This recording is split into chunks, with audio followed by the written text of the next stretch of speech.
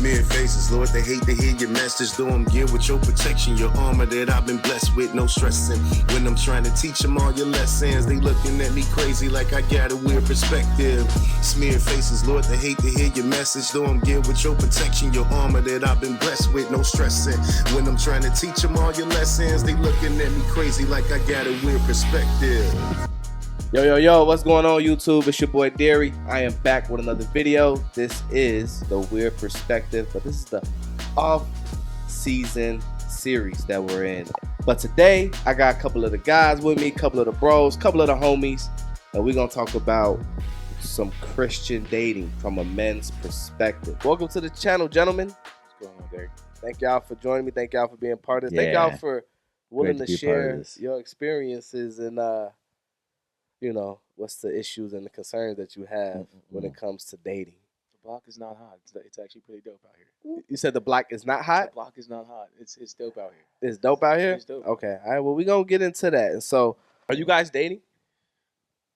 I'm courting someone at the moment. Courting someone at the moment. Nice. How long has courting been going on? About a month. Okay. About a month. Is there a difference between dating and courting? In my eyes, there is. I think courting is the opening stages to dating.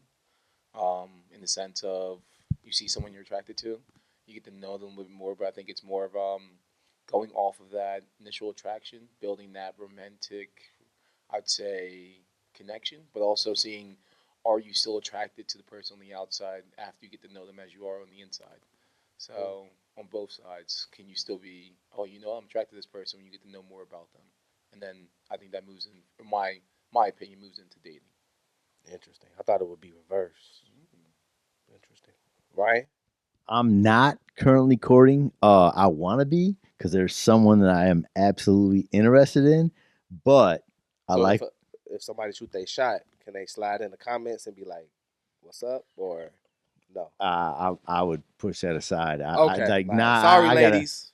I have to be true to what I felt like I'm, being led to. So, nah, that's true. Yeah, I like where I'm at right now. Actually, I love where I'm at right now. I really do. I think it's a good place. See, the block is not hot. See, it's dope. Okay. Adam? I am not dating anybody. I am not courting anybody. I am single like a Pringle. So. Like a Pringle? Ask him what you asked me. Like, is he? If somebody slide into the comments, they wanna get the Instagram and slide into the DMs. Can we make that happen or? I don't know. Maybe. Oh man! All right, so I wouldn't say no. So, ladies, shoot your shot, and then we'll see, right? Whether it's gonna be a splash like Curry or if it's gonna get blocked like Matumbo, we don't know. We'll see. We'll see what's happening. No. Love that. Hey, look. We'll see what happens. We'll see what happens, man. And so, in you guys' experience, what is happening in just Christians and dating? It seems like there is a decline in relationships and the relationships turning into marriage. I know Marcus said that the block is not hot, that everything seems to be good on his side, but from what I'm hearing from a lot of other people, it's not. And it's pretty bad out here. Some would even say trifling out here on both sides. So I just want to know what's going on. I think I said that before. It is sad though. I moved to another block and I'm like, oh, this block ain't hot. This block is peaceful, but around the corner, I don't know what's going on around the corner. It just whoop. It's like, no, I think just to maybe my opinion right now in the sense of, I think for so long, growing up in the church, we've always been separated by gender in the sense of getting young men and young women prepared to be godly men and women. But I also think the teaching of how to, I would say, approach, even flirt or even ask someone out has been missed a lot in the sense of how to do that in a godly way and not what you see on TikTok, what you see on social media. It's in the sense of how do you approach a young woman of God or even a woman of God in the correct manner. And I think that's kind of what's been missing lately. That's good. It's a good take. This is probably the hardest one to get at, to be honest with you, because you have like what the Bible says, and if you are a Christian and what you have been, raised up in, then you have the world that you have to face every single day.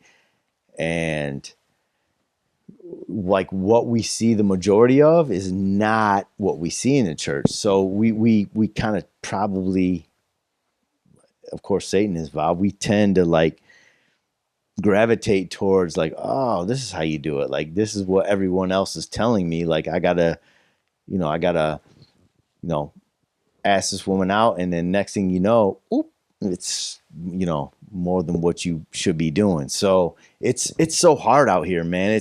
It takes God. Like I feel like it literally takes God to make the thing work for real. Like it takes God. Okay. Adam, What was the question again? what's your experience? Do you think that there is an issue with Christian dating, and if so, what is it? I wouldn't say there is an issue with Christian dating per se, because if I'm going to be completely honest, I haven't really dated like outside of like social media too much. So I could say that there's a big problem with social media dating, like online dating apps. But in terms of like dating within the community, I haven't really done that too much. I can't really express too much on that specific topic. Okay. Um, really quick before because I want to come back to social media Good and one. how good or how toxic it could be. Um, can anybody tell me, does the Bible talk about dating? Do we know? Is the Bible clear on how we should be when we're dating? I think there's a passage in Song of Solomon in the sense of the woman talks about O woman of Jerusalem, do not awaken or promise, do not awaken love too quickly. I think Ooh. especially in today's age, people are jumping right into that. In the sense of I think we have so much expectation. There's so much desire to start dating and to get married, but there's a process you gotta go through. And I think that process of truly getting to know the person that you're dating, truly getting to know yourself in preparation to date, I think people are jumping a lot of steps. And again, I don't think there's a guide, but again, teaching would be a little helpful. Ooh. I'm kind of curious why it doesn't talk about that more because, yeah, it's like the thing that comes to my mind is like if you're burning with lust, and it's better to marry than to burn with desire, Passion. and that's crazy to me because when you mentioned that, I was like, I don't even think about that too much. I honestly don't. I'm kind of surprised that that's not talked about more, but even still, I think that everything today is like immediate. Quick, like now. Like one thing I'm learning at this stage of my midlife is like, oh yeah, we have to learn to be patient. Like God is always good. He's never going to go back on his promises. He's never going to fail us. He is always good. Amen. Trust him. He's worthy. Good take, Ryan. Adam, do you know if the Bible talks about dating? I actually don't. I know there are some verses about like drink and be merry, which is a little to do with like fun and like with your spouse. I don't exactly remember where it is, but in terms of dating, I don't think that there is anything. Not that I've read, at least. Yeah, there's no like explicit mentions of dating in the Bible. As I was preparing to go through this, I was myself trying to search, like, man, what does God say about dating? Mm. And He doesn't. He gives us how we should treat one another in relationships, whether friendships, whether might be between key. men and women. Might be He key. talks about those things. So he talks about purity, sexual morality. We know about those things. He's talking about honoring God in our relationships. Talks about not being equally yoked with somebody who's not a Christian. Talks about that, and then talks about love and respect in the book of Ephesians. But as far as like you need to date for this amount of time, you need to do these things. He Ooh, doesn't give us this is a good one. verses like plain black and white that talks about dating. So then that leads us to our own understanding and interpretation of what dating is and what it looks like. And I've seen a big change in dating. Right, I watched my cousins talk to women, and then like 2 weeks later, they was in a relationship. They seen them at the store, the mall, wherever we were at. Walked up to them. This is when dudes was just like spit game at ladies. In hour 5. Huh? In hour 5. Yeah, you know what I'm saying? Walk up to them Clean like, up hey, and baby out. girl, how you doing? All this other type of stuff. Now dudes just they see if like they know them on social media, then they just like slide in the DMs. But this is when men used to approach women and talk to them, and they would get their number, they would go on a couple dates, and then next you know they were in a relationship, right? Yeah. And now it's like a whole change. Now it's these phases that we got to go through to get to know a woman, and it's like, well, we got the talking phase. How long does that supposed to last? Then you got the dating. How long is that supposed to last? Then you got the courting. Then you got the engagement. It's like all these phases. Ooh. When did this change, and why did this Ooh. flip, and why is it such a big deal? Anybody want to speak on that? Want to say something? Yeah.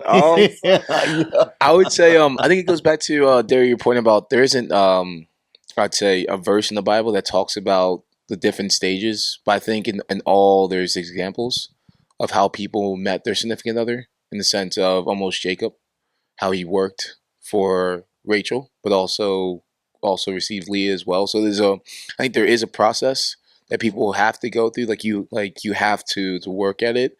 But definitely, I think it's based on your own speed of what you feel you're getting or you're seeing in that other person.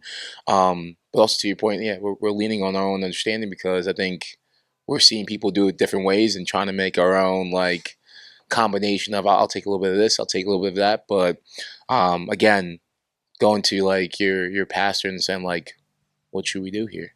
Because even they might have dated differently. Oh, yeah. I feel like this is the hardest part about the whole, I don't even know if you call it dating process, but like the whole, like, should I date or can I date? Like all that stuff. It's everything, but you have to be willing to be okay with, at some point, somebody saying no, because that's real life. But you also have to trust God that like every good and perfect gift comes from above, and you're gonna know when that comes. Like he's faithful. He's not gonna let you down. Amen. There's so many sides about it, and it's difficult to persevere through all of it, but we just have to know that God, he's never going to let us down. He's never going to let us down, no matter what. He's not going to. Like, that's his character. So, we just, I'd like you. It might not work out. That sucks. But this actually might work out. Thank you, Jesus. Praise you. It's like that. Like, it really is. In my opinion, like from what I've been through, it seems like that's what it's like. Adam? What was the question again?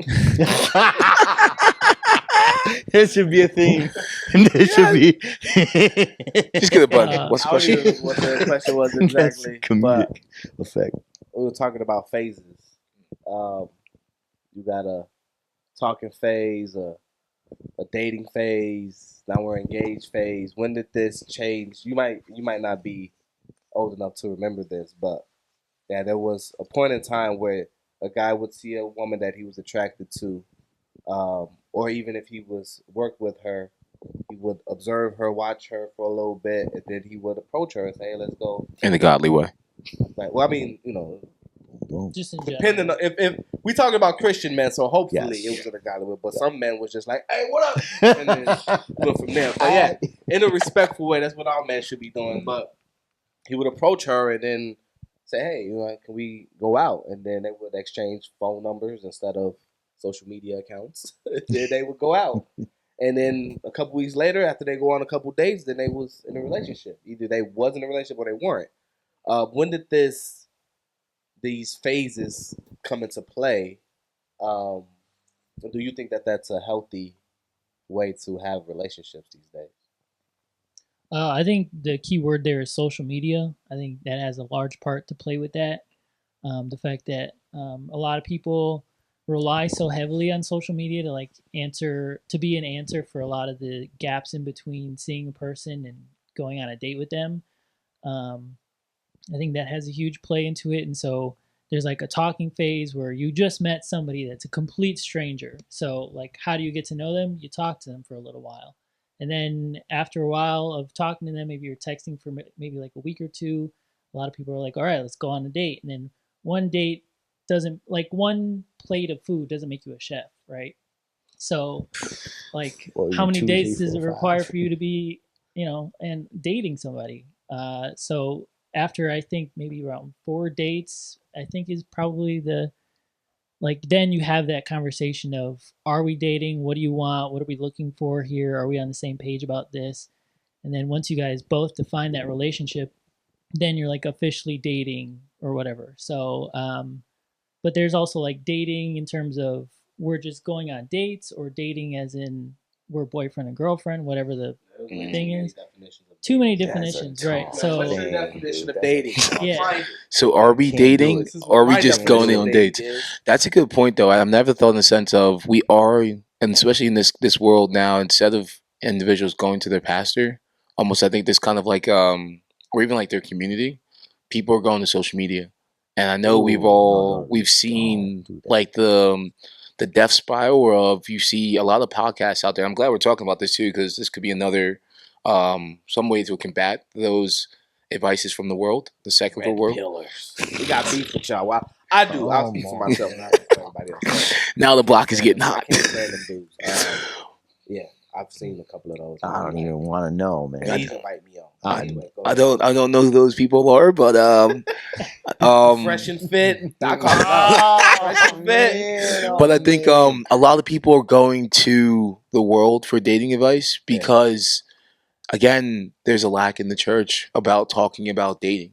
Even if it's I know a lot of churches have 20s and 30s ministries, young adults ministries, but talking about dating, I think, needs to be had, and then people need to know that that's the source, and the Bible is the source, and it's not Instagram, it's not TikTok, it's not Snapchat. It's go to God with these questions. Go to people you trust with your spiritual development.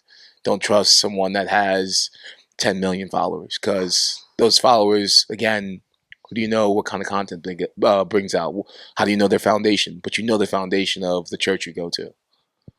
Boy, that's still a tough one because, like, even if you're trying to do that, like I feel like everybody wants to follow a certain set of rules. Like, this is what the community says. This is what the Bible says. This is what all these things say. But at the end of the day, everyone is trying to feel this stuff out, especially if you're trying to get in a relationship. Like, you want to know, you want to, hey, God, is this from you? Blah, blah, blah. We mess up so much. We mess up and fail so much. But at the end of the day, I think we just have to be honest with ourselves. Like, we really do. Well, it's hard. It's really hard. But, like, okay, is this honoring to God? Like, am I not hurrying this? Am I, being patient enough? Am I jumping right into sex? There's so much to it, but, like, I feel like we really might know the answer, but we don't want to do that because we're in a microwave society where we just hurry so fast. And that's it right there. oh, That's what, social media man. has done. Yes. Man. When Yes. we wanna date a woman, right? We just go to social media. We be like, all right, she gotta have this, and we be like, all right, this chick ain't got it. So we move her to the next one. Then we go to the next one. It's like, okay, she got 2 out of the 5 things that I want, but she still ain't gonna cut it. I'm gonna save her for the, how Amazon, you got the save for later. You put that one in the save for later cart. Oh, you're wow. you're trying to find this because, I mean, being honest, so many of us men, we write out what the perfect woman is It's for us. terrible, dude. And then we like, she gotta have, this, this, and this. It's She terrible. gotta have this. She gotta look like this. She gotta be a boss. She gotta have her own, career, and she gotta, work for a Fortune 500 company. She gotta make, $500K. And like, we got all these things, and then when one of those things are met, we move that person to the side. Swipe. And so I think that's what social media has done. Where, and then also we want it like right now. Yeah. We don't want to go through the process of getting to know this Yeah. person. We want to know, is this gonna last? Because if it's not gonna last, I don't even want to go through this. I just want to meet my spouse right now. Yeah. And I don't want to, date. Yeah. You know what I'm saying? But I think even in that, we still, or at least from what I've seen, is there's a lot of people giving their time and energy to so many people at the same time that it's hard for you to choose one. Prosperity problems. That's what in the 90s and in the 2000s back then, when people would walk up to a woman and get her number, unless you was out here trying to be a player. But for the most part, if you were a stand-up guy trying to do it the right way, you walk up, you get a number, you talk to you, go on dates. You're only putting your time and energy into that one person. You're not like on social media where you're bouncing from this. Yeah. Your Facebook stalking this one, your Instagram stalking this one, your Snapchat that one, and then you got your emotions are all over the place. So sad. And so I think that's what we got to now, and then even removing the church because of social media, because we got the podcast people saying this is how you date in 2024. This is how you get a boss bae. This is how you get this and get that, and then so we don't listen to our pastors. That's the hardest part about it. To them. Me and Adam, we came up in a church where people were getting married, multiple couples a year. Yeah. 2, 3, 4 marriages a year. It's just like, you two are hanging around each other, get married. Yeah. And it was like, but they also had God honors this. Premarital counseling in place, right? They had a ton of marriage classes that you can go through. Me and my wife went through a whole bunch of them. And we didn't just do it just because our marriage was in trouble. We did it because we wanted to grow in wisdom. Yeah. And how do we deal with these things? So we did like a love and respect class, which is probably the only reason why we're still married is because of that class. And we did sex, love, communication. We did indestructible marriage. So we did all these classes, and those were foundations that have, made our marriage work. Did you do Marriage on the Rock? We did Marriage on the Rocks. But wait, I don't think we can discount those things because, honestly, in my opinion, I think that's beautiful. Like, there's so much to God's plan and His will and His purpose and all those things. Like, we always want to learn. We always want to do the right thing. We always want to honor God and do the right thing. But I don't think we can be like, oh no, that's not the right way, and then this is the right way. Like. But what you talking about? Which discounting what? What you did, man. Like that's beautiful to me. I wasn't discounting it. I was saying that's what we did. That's the reason why we're still together. I thought you was trying to. I thought you was trying to like, oh no, this I just messed up, and then this God helped us through this. No, what I was saying was that a lot of churches, at least a lot of churches that I know of, I'm not gonna say a lot of churches because I don't know every church, right? But it seems like there's not a lot of these marital classes.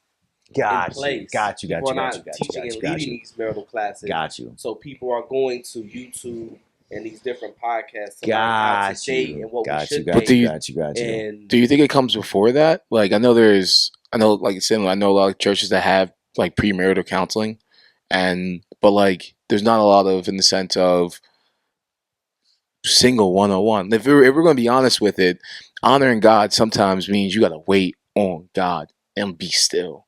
And to tell that to people nowadays, and I'm even getting the chills of like having to wait on God sometimes in the hallway before He opens the door. Yeah. Hallway gets long. Yeah. The hallway gets quiet. I think a class would be good, but I think if you have like real accountability, like strong men that can hold you accountable, then I think that's what you need. But what about people that? Singleness counseling is what we need. Yes. Singleness. What would that look like? I mean, essentially kind of like discipleship in a sense, but maybe like a bunch of guys getting together and being like, oh, this is hard. Like, let's, walk through this. I got this going on. I've got this prospect. What should we do about this, that, and the other? Just answering questions to one another. Yeah. Yeah. Does churches that you guys go to or know about, do they have men's fellowship nights? Bro, this like is that? this is one thing I will say. I feel like I have been extremely blessed to grow up in, like, since a youth, with all those programs, for a lack of a better word. But in my opinion, they're not gonna always work. It's just one of those things where it's gotta be God over it all. Like, it has to be Him, because you can construct all these things. You can construct singles ministries, and you can construct man, everything.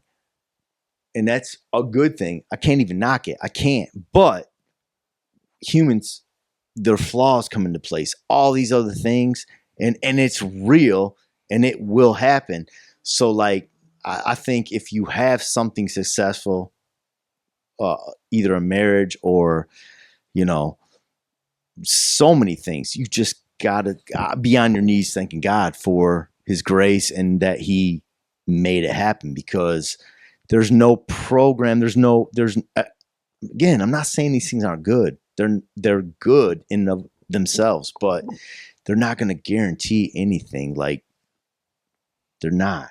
Well, I don't think they guarantee, and I wouldn't say that they're going to guarantee anything, but you're more likely to succeed being part of these programs, going to these classes, Structure. having accountability, and things like that, than being isolated on an island by yourself, right? Because that's how God made all of us to be, is to be in community, fellowship, right? Men being transparent, even women being transparent with other women, being around mature believers who can help you and walk you through things. And they might not have been through everything that you've been through, but that doesn't mean that they can't speak wisdom into your life. You know what I'm saying? Because if you're walking with a person who is praying for you, who's seeking the Lord on your behalf, they might have not been through everything, but the God can give them discernment to give you wisdom and to speak into your life. And so I think it's important. Support and having accountability and being able to walk with men is like super important. It's really important. And I mean, my church that I go to, it's small, right? But all the men, bro, we're super transparent with each other. We just men's fellowship was this past Saturday. We had a barbecue here at the church, and we were just men, right? We're talking about stuff that we're struggling with, and man. And then everybody was able to speak and say either they're struggling with this or this how they overcame it. That is what community does. Or, man, try this. Man, let's do this together, right? Like, I'll come alongside you. Me and you had those conversations in private, you know what I'm saying?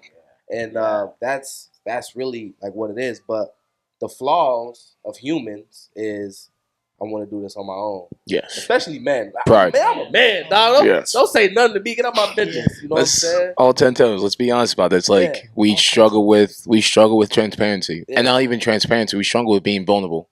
Because I feel, and not in the sense of, I definitely struggle with it in my life, in the sense of, if you let someone know that you are weak, it might change their perspective of you.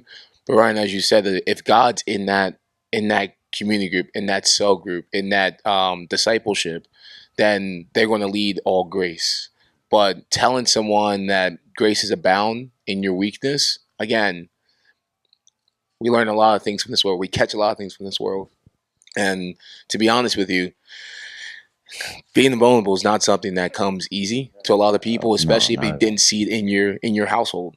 I think that's where it starts. Like, how can you truly open up to another man if you struggle with your relationship with your own father? If you struggle with a relationship, people have hurt you in the past. How do you reopen yourself to not only a godly man speaking into you, but how are you going to open yourself to a godly woman to come alongside you, as Adam put it, to be your rib, to be your partner in this life, your lifelong friend? If you don't know what that relationship looks like, either from your father, or you might have a bad relationship with your mother, and then that's just hurt you gotta deal with. And a lot of people, I think, are looking to cover or fill those gaps with another person without truly doing the groundwork and opening, like, okay, we got to reopen some of these wounds to make sure that we're truly healed and not just glossing over. And the funny thing about God is that when we're hurt by people, he uses people to restore us. Ain't he Right. funny like that? Yeah, So it's like, yeah. man, I'm church hurt, and I don't want to go to church no more because the people in the church are hypocrites. No. Or they hurt my feelings. They called me out on my sin or whatever it was. Right? You were hurt at church. How do you overcome church hurt? By going to another church. It's not staying away from the church and not being around people. You have to be around people, and that's how God restores us. That's so just as much as a person. You know, I like to think about it like this. Somebody shared this with me. They're like, you might like McDonald's, right? And this McDonald's might have messed up your food. gave you the wrong order completely, or the food wasn't done. Fries was cold and had no salt on them. All that, right? And you be mad. You be like, man, you'll stop going to that McDonald's, but you ain't gonna stop going to McDonald's entirely, right? And so, but we do that with the church. We be like, man, I'm church hurt. I've been going to that church for X amount of years, and then you know they hurt my feelings. And it don't even be like the whole church. Even one person in the church, you don't pushed everybody out. One person can ruin a lot. You had an issue with one person, and now you don't go to church at all. And how does God? What age are we in according to the word? We're in the church age, right? God is doing His will on the earth by people, right? We are called to be the hands and feet of Jesus. Jesus is not here, right? God of the Old Testament is not raining down manna from heaven and fire and all that stuff. He said, my people go out and do His will. And so that is the only way that we bring heaven here on earth is through people, right? And so, if your church hurt today or people hurt, you're going to have to get around some other people so you can be restored and healed. And man, I pray that God would do it. That's a really good point in the sense of always God has a great sense of humor. I think He has the best one-liners, especially if you read Job. He'd be like, "Are you done yet?" But it truly be like in the sense of when you think no one else is there for you, there's someone you can talk to on a Sunday or someone on the Wednesday. It's like, my brother, I've seen you, and it's just truly you see God just like, oh, God really does see me. I'm hurting, but I'm gonna reopen or be open with someone else to let them know that I'm hurting. Because again, if you try to deal with your own problems by yourself, sometimes those conversations ain't the most healthiest. Idle mind is the devil's playground. So when you by yourself, alone with your thoughts, the devil is just feeding you stuff. You know what I'm saying? Late at night, instead of reading your word, you out here watching BT. You're like, and now the culture, now filling up your mind. Right? And we try to justify it easily by like, man, it's just entertainment, man. It's not affecting me. But you start to become what you see and what you listen to a lot of the times. And so, I got caught in my thought. He said Job, and I was thinking about when the Lord was having a conversation with the devil. He's like, have you tried my servant Job? Oh, man, don't ever ask that about me, sir. But low key, he put Job Lord out there. Just chilling. And he's like, hey, Satan, what you doing over there? He's like, I'm just roaming the earth trying to see who I can devour. Man, you try Ryan? Like, what? I can't stand that. But that's for real. That's so real. Lord knows, like, He's gonna persevere. You ain't gonna be able to take this. It's so frustrating though. It's like, man, this is okay. But who knows? I mean, we can think about how long Job. It doesn't say how long he dealt with that. It don't matter. It don't matter how long. The Lord restored him, but it's like, fam, I don't want to go through that. But you it's still okay. Knew that he was gonna persevere. It's still okay. But man, it's so. That's hell. Have you tried, Brother Mike? Yes or no? I want to look up so bad. I'm like, God. Yeah, you tried me last week, man. I mean, like I did try it, but you protected him. But this week, I mean, like you can do whatever you want, just can't kill him. You got in the furnace with the 3 Hebrew boys. I'm like, we gonna be in this furnace together, but we gonna be God that are up here, man. They outside of my knowledge. Now I really want to dive into this social media thing because I think it's super toxic. Adam, you had some research that you had did on how social media has affected dating. I want you to speak to that. Yeah, I mean, it's I wouldn't say that it's necessarily like dating specific. I think it's culture as a whole, but obviously dating is a big part of culture, and how like it affects us as individuals is how it also affects our dating and our choices that we make in our dating. So I don't know if you guys are aware of this thing called alexithymia. Have you guys heard of that at all? No. No. What is that? Oh. So alexithymia is essentially a psychology term to define like emotional color blindness, right? And so there's a few ways that it can come about. One of the ways is like having super strict parents that like are very controlling and tell you like you can only do this thing in your life and you can never do anything else. Like I don't know, become a doctor. Let's say. Might be. So like if the kid comes to the parents like, no, I don't want to do that. I want to do this. They're gonna say their parents are gonna be like, no, I don't want to hear it. Like this is what you're gonna do. So like that kind of squashes the inner voice of the child, and they're not allowed to like feel or think anything about it, right? That might be so a second way that it can come about is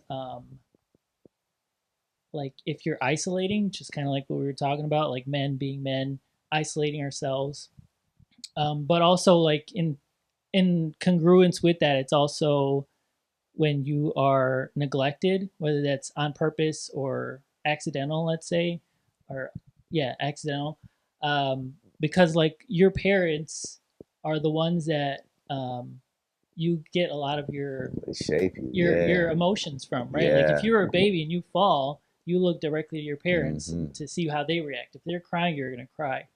If they're laughing and clapping, you're going to start laughing. So and that's not even just your parents too. It's like the people around you as well. If you're isolating yourself, you're not going to, find yourself understanding a lot of emotions and also there's something called perceptual narrowing where our brain gets rid of information the longer it doesn't have that information constantly going through it.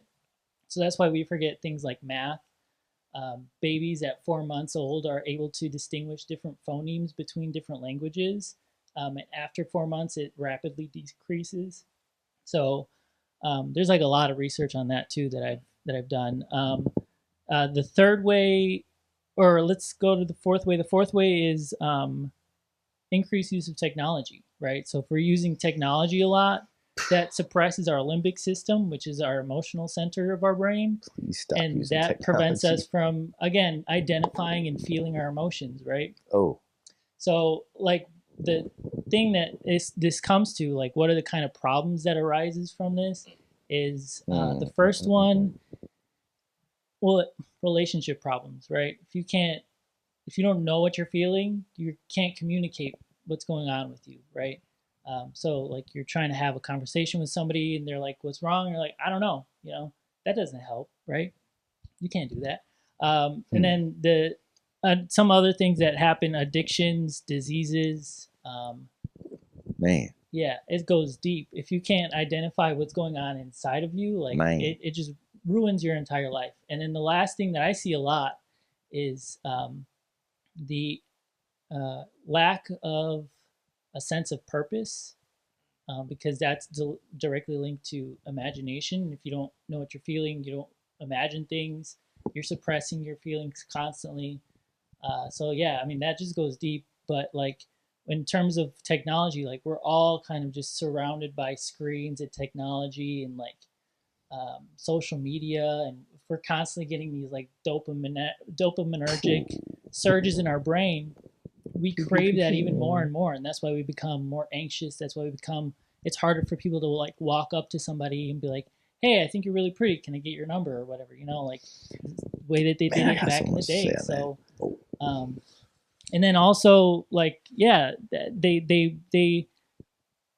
I don't know, that's pretty much everything that I got, but that's what it comes down to, man. That's a really good point in the sense of I really do think in the sense of preparing to date, you have to do a lot of introspection. Like if you're not, I'd say, emotionally aware of what's going on, almost like alexithymia, or even the technology sedation going on, where everyone's head is into a screen. So the computer or your phone is telling you how to live. It's telling you how to feel. It's telling you your views on different things that you've probably never even picked up a book about. You just saying like, oh, I trust your judgment. And like that almost in the sense of it's killing your individuality. A lot of people get information off of these, off TikTok. like this dude that put a doctor suit on gave you 1 minute of information, and now you'd be like, okay, Today, Like- this is true. you don't need. So Oh, You got to that's question a whole that too. nother thing. Yeah. People, man. that's been proven that people were like just dressing up as doctors or saying Mhm. that they were doctors, and then information they were putting out was proven to be False. wrong, and Yeah. it was just like because they made this appearance and they talked really well, people were just little TikTok video, and then like you ain't pick up a book, you ain't go to your doctor, and stop googling your symptoms. Everything leads to cancer. Go to the doctor, please. WebMD? Come on now. Like, Come on now. ah, man, my stomach hurt. Google it. You have intestinal. But it's cancer, also- and I'm like, I'm gonna die. It's also in the sense of like, Oh, man. how do you people do Google, how do you flirt with a girl? In the sense of like, You can't. why are you asking a computer that's never Crazy. talked to a what it comes down female? to. You And crazy. and also on the other side of who is programming this? Is it someone that is foundationally sound? Is it Right, someone right. that knows the, Right. or is it basically like what you? And I'm going to go, and I've seen it. I'm going to go with the streamers in the sense of these are the 3 things you need to say to a girl to get her attracted to you. These are the 3 things. I'm like, are they believers? Or are you just trying to, and let's be 100 with you, are you just trying to fill your need of companionship because you don't want to be alone with the Lord anymore? Because when he's screaming at you but you're alone, you feel, oh, I'm by myself. But the Lord's talking to you when you're alone. You're never by yourself.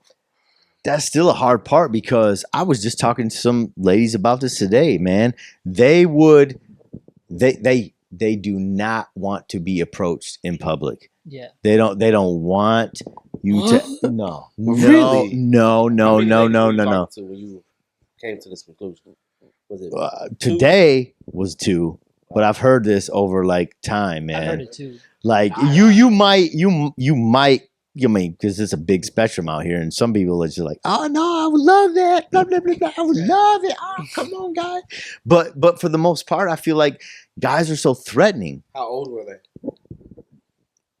They not old, but they are mature. I mean, They- in their 20s and their 30s. 30s, and even they could be moms. Some of them, yeah. So I mean, So is it? Sorry, is it more of like they fear they have to respond with rejection and almost fear the aggression from the man if they turn them down? I think that's it. I think it's more of like how people respond to them. Like they almost want to just get it over with. They just no matter because there's so many scenarios out here. But like in their experience, guys have been. Oh, man, I don't even know how to explain it, dude. Like Men are hurt. way Like, too much. Men are too hurt. much. Let me give you my number. You better call me. I'm gonna call you now. You better answer. Blah blah blah blah blah.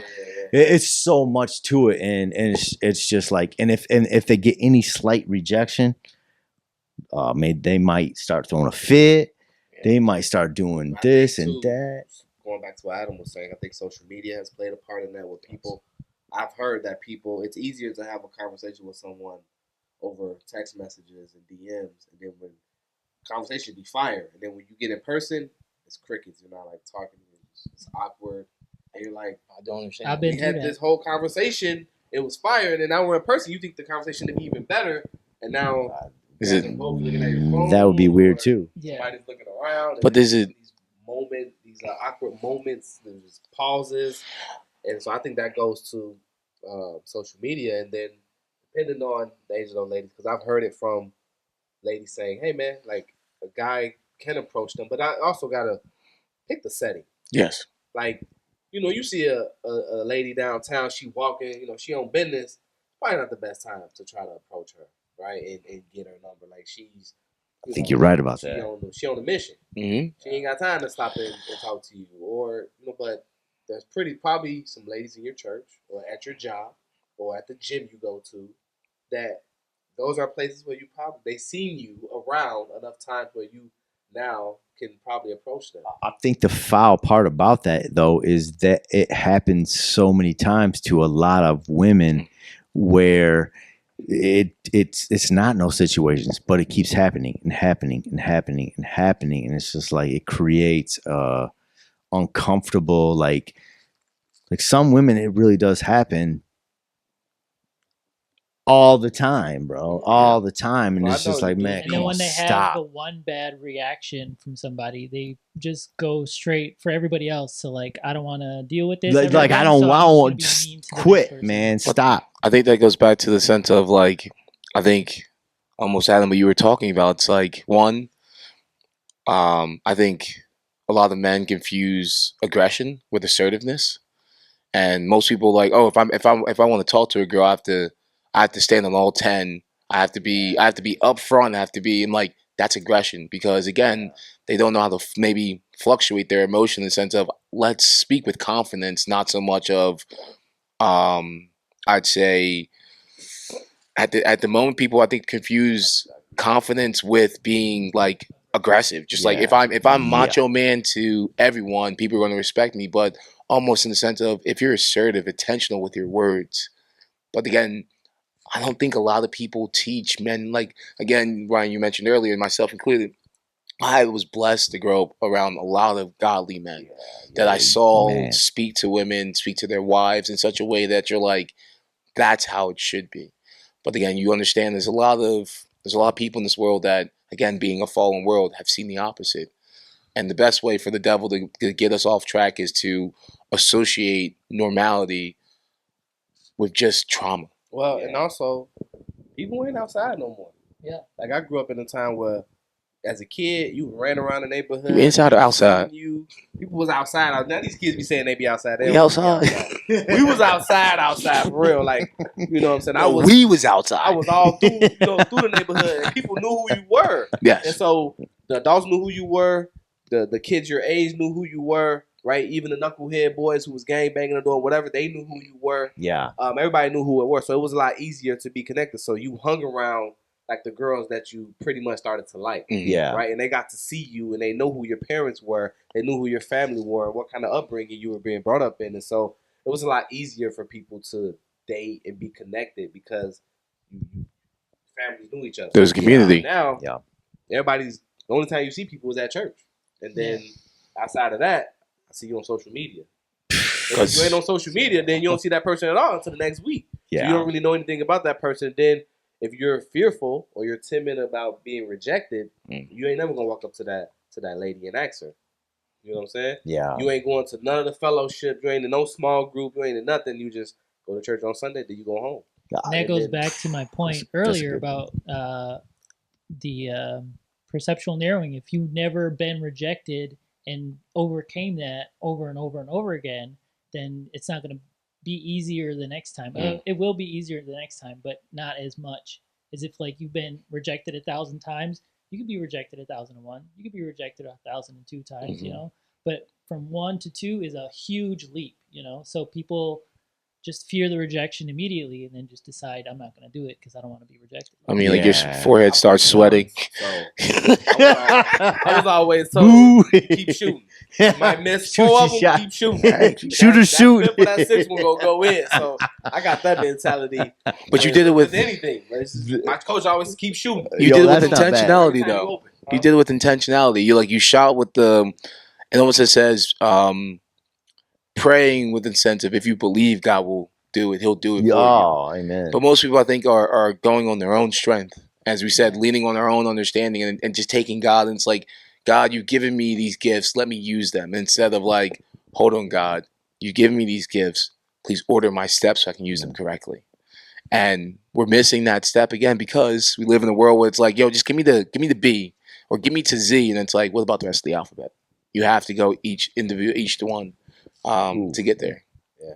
So we spent a lot of time talking about a lot of different things, but I want to get into some of these questions so we can bring this thing home. And so I'm just looking through which one I want to start with. Are we gonna do rapid fire? So I'm just gonna be it's gonna be rapid fire. Let's go. Take your time with the answer. Let's Don't go. give me a watered down answer, but we just gonna first I'm gonna just start with this one. Is flirting as a Christian okay? I think Marcus mentioned this a little bit earlier. Is flirting as a Christian okay? I think yes. To answer the question, yes. I think flirting as a Christian is okay when it's done with God in mind.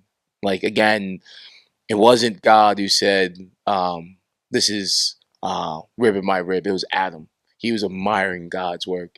And I think in the sense of when you're flirting with someone, as long as you know and you're giving credit of the beautiness of a woman, in the sense of God created you. All right, so give me an example. I don't know how to flirt. I'm gonna learn from I Marcus mean, today. I think it's just in the sense of like what I sometimes say to the woman I'm courting is like, you just fine, like, and it's in the sense of it's not coming from you courting her already though. Yeah, like, but even what about if you ain't courting? Y'all ain't made no type of. Y'all seen each other. Y'all know each other's names. Y'all seen each other around the church. How do you flirt? How do you? Oh, I would say first. Well, I would say in the sense of you got to get like it's almost social cues or cues you get from that person you're trying to approach. Like in the sense of if you're always around her, you catch some stares, you catch some glares. Hey, is winking, is that still a thing or is that too old? Oh, that's definitely it. Oh, I still. See, y'all make eye contact. You hit it with the little, the left one, not the right one, just a little left one. Is it a certain one that you can wink with? Yeah, because the right one looks a little weird.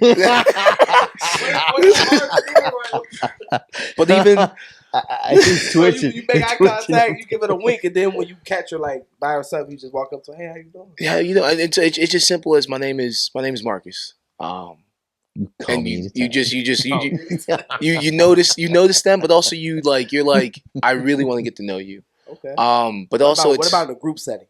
In a group setting, it's still almost again it's that look of like as you're talking to other people, you catch their eye, and it's like, oh, I still see you. And what would you say though outside of the look? Is there words of flirting? Is it when you're? I would say flirting. You have to be intentional. So it's like you are going on dates, you are courting, or you are dating. I don't think you can flirt out. You can't just flirt. And this, why would you? What's the objective of the flirting? Yeah. That I think if you're just flirting the flirt, you're not trying to be intentional. Only flirt with the young lady that you're pursuing. Yes, because if not, you're gonna be trying to flirt with everyone. You're gonna be the church creep. Yeah, exactly. They always just flirting. This man. That's what I want to try to find out. You have to. I think you have to flirt with the person you're courting, and it's the sense of like, I think even just like the small things of, especially bringing scripture into it. Almost in the sense of how, and saying, going back to Songs of Solomon, like, you gotta be careful with the Songs of Solomon. Oh no, leave the married things for the married folk. I think he says, I think one of the things is talking about breast and everything. That one. I think it's again, but it's with the mind of God. I want to honor you, and I think the biggest thing is I want to honor this woman that you have put in my proximity and giving me the attention that the Lord's calling me to date her. And I think it says, oh, my garden fountain, you are refreshing. In the sense of like, you're using God's words to just give back to him like, Lord, you've put this fine woman in front of me. But it's coming from a place of, I want to honor her. And I want everyone to see how maybe you're courting or how you're speaking to each other. So again, we have to be examples, not only for the world, but also for our other brothers and sisters in Christ, so they can see that, oh, this is how you do it. Oh, I'm glad you got so specific. I was gonna say, you roll up to her and be like, every time I read Philippians 4:8, I think of you. What's Philippians 4:8? I don't know. Please read it. I do not. I have not memorized every scripture. So say that. And then she goes home and she's like, "What's Philippians 4:8? Come on, please. Oh my goodness! If it's coming up, like Philippians 4:8. Brian, Adam, you said it. How you don't know this scripture? I have it right here, but I want you to read it because that's what she'll do. She'll go home. She'll be like, "What is this?" And then she'll read it, thinking of you the whole time. Hey, this is God's word right here. Come on. That's funny. Oh, this is the verse. This is a long verse. Philippians 4:8. 8A. Yeah. 4:8, right? Finally, brothers and sisters, whatever is true, whatever is noble, whatever is right, whatever is pure, whatever is lovely, whatever is admirable, if anything is excellent or praiseworthy, think about such things. That's actually really good. That's actually So you confirming that? Saying like, he confirmed it. Like literally, because you are all these things I've been thinking about. Literally, just use God's, like if he use God's word, use God's game, spin it for him. It's like he's you gotta send him that text in the morning, like, "Good morning, my queen." Read this verse in my devotional this morning. Talk to you. But I think it also says in Proverbs, it's like worry weighs on people. Yeah. But an encouraging word cheers you up. In the sense of if you're flirting, I think it always should be to show them the beauty you see in them. That I like Yeah. sometimes it could be not even about their looks, but it could be like, girl, the way you serve, or woman, the way you Boy. serve, the way your heart is for people. Way Glad you be doing explained children's this. ministry. I, know you're gonna be a good I'm mama. glad you But explained this. it's like that is the people. It's not just about their look. It's about you see these things and you're just like, oh, I notice you. I see you, and it's almost like you're just another conduit for God. Just like, oh, it's not me. I'm like, yes, I'm attracted to you, but like, I just want to give you what God told me, and I'm like, He sees you in the same way. Ooh. All right. Ooh. So everybody here agree flirting is okay as a Christian? Yeah. I'm not going to With say the person I you're dating disagree, or 'cause courting. that was beautiful. I love what he said, but he in a certain type of situation. So I don't think that should be just. I don't think I would not personally like what do you define as flirting? Like, So you got flirting when you're courting. That's you can do that. But you guys know each other or know of each other, and then you see her one day, you make eye contact, and you be like, man, I really wanna. You that's shoot a her a tough little one. wink or a smile, and then as you guys are together, maybe you cracking some little Yeah, jokes. see, that's But then that's intentional. tough. You're winking in the sense of like, I want you to know that. Yeah, Sorry, I want you to know that we're trying to date. Wait, what That's what show was that? tough, He was man. like, I want you to know that I noticed you noticing me. I forgot what he said, but it was, man, what was that? That's I don't know. tough, I can't remember. bro. Anyway, moving on.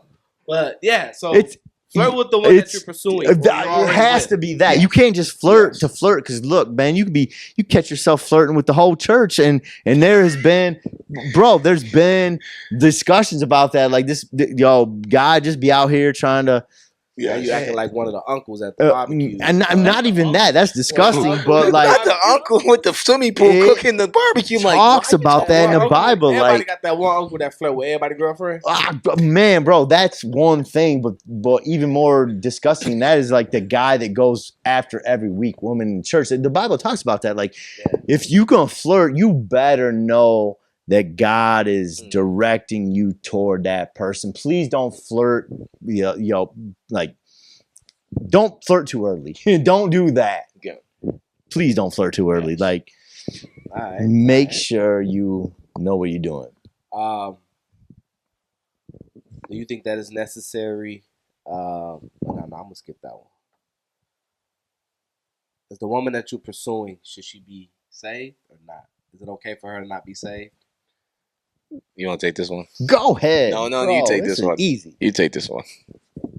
Yes, she should be. Absolutely. This is not a question. She should be saved in the name of Jesus. Okay. Bottom line. What's a saved woman look like? Oh, Someone who pursues Marcus, how you make that face? Jesus.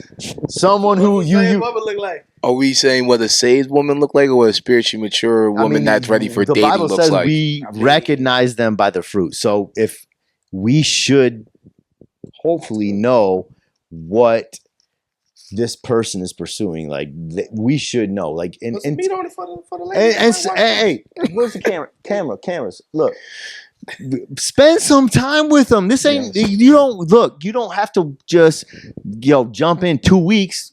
Spend some time with them. This could mean months, years, all that, man. Like you got to understand this. Like, does this woman pursue Jesus? And vice versa.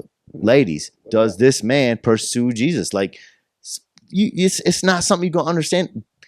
God, give me patience. I got to pray for patience every single day. Give me patience. I've learned this from somebody that mentored me who has passed on, and I understand what he means by that.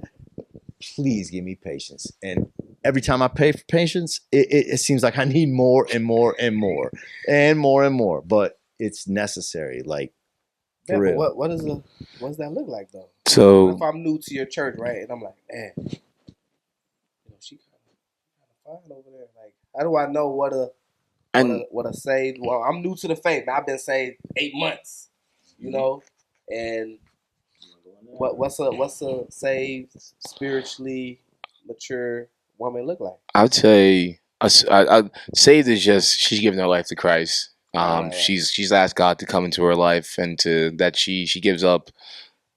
I'd say leading her own life and wants God to sit on the throne of her life. That's redemption. Everyone, I think we get that. And yes, you have. I think you should date, as Ryan said, you should date saved women. Oh, and also women, you should date saved men.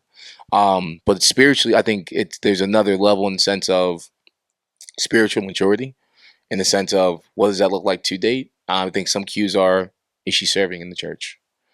Um, does she want to give back to the body that is building her up? But also, and I think it also goes to things that you like and that you want in your spiritual maturity. So, if prayer is a big thing for you, having a prayer partner is something that you could ask God for. I want a Deborah. I want a woman of prayer that you've given this vision to. Or it's also like I want a woman like Ruth, that no matter where we go, your God is my God, your family is my family. Like that's a lifelong friend. But I think you have to talk to God in the sense of what are some things that you maybe see in your spiritual walk that you would like to see. And again, as Ryan said, pray for this, and allow God to order your steps. Because if you're just looking up spiritual gifts and say, oh, that sounds nice, it's not a buffet. You gotta go intentional with, in the sense of, Lord, I know you know me. I know where my faults are. But I think those indicators of what you do in your spiritual walk, you want to maybe see resembled in your. Not again, they don't have to be on the same level, but you want to see those characteristics, and also a woman that serves in the church, because that's also, if they're serving the body, um, they can definitely, I would say, be there for a family because they care about that maintenance. That's a good one, man. Because like one of the things I think of is like, how is she showing up in your everyday interactions? In your everyday interactions, like she could show up to church, she could do all these things, but like every day, how is she showing up? Is she getting on your nerves? Is she frustrating you? Is it like the things that she does in an everyday interaction? Does it seem dishonoring to God? Like that should tell you a lot. You can, be dishonest with yourself, like, yeah, she's so attractive, no matter what, boom. But how is she interacting with you on a daily basis? What is she doing that you see that honors God in your day-to-day life? Does she seem like she's serving you? I'm not saying like she's bowing down to you or anything like that. Is she treating you like a leader, as a man? Is she, what is she doing? You have to look at all those things. And I feel like that's so important, because you can tell a lot from that. Like just being observant, nothing else, just observe. What is she doing? Is this something that's God honoring, or is it dishonoring God? Because that tells a lot. On the sense of, like, is she helping you be a better Christian in your walk, or in a sense of, I think some people sometimes, again, you just jump right into it because she fine, and it's like that's all you see, and you can become blinded by, I'm like, All of it. peel the scales off your eyes and truly see the fruit, test the fruit, and test in the sense of quality time. Is she really about that walk, or is it only I'm Christian adjacent? Sometimes I'm like, I don't know about that adjacent. We need this. How quickly are you jumping into physical things? Like how it look like? Do you got to touch Kissing on the first date, and not just serious. that. Are you how deep are you into that? Like, are you? Is I got a question. Man. Hold that. I got a question. Go ahead, Adam. I was just gonna say that I think it comes down. One of the things that we can do. So let me kind of go back for a second. The one thing that I love about being Christian is that you can always tell when there's something different about somebody and is genuine, right? I've met Christians in the wild, and I've thought to myself, there's something different about you. I don't know what it is in the wild. But like I'm like, there's something different about you. I don't know what it is, but I'm gonna figure it out. And then we have conversation, and then I start realizing, like, wait, is this person Christian? And then I ask her or him, whoever, like, are you Christian? And they'll be like, oh yeah, I go to church and I know the word and all this other stuff. I'm like, that's it. They'll know you by your fruit, like Ryan was saying, And so I think when you know somebody is spiritually mature, you don't have to like dig too deep or try or think about it too hard to like figure it out. It'll pretty much just present itself. But also, if you want to just double check, get her knowledge on the word. Like how well does she know it? How well does she keep it? Does she study it on her free time? Have theological debates with her, because at that point you'll know like, oh, she's in this, because nobody's gonna fake being Christian, reading the Bible, being Christian adjacent if they don't know their word.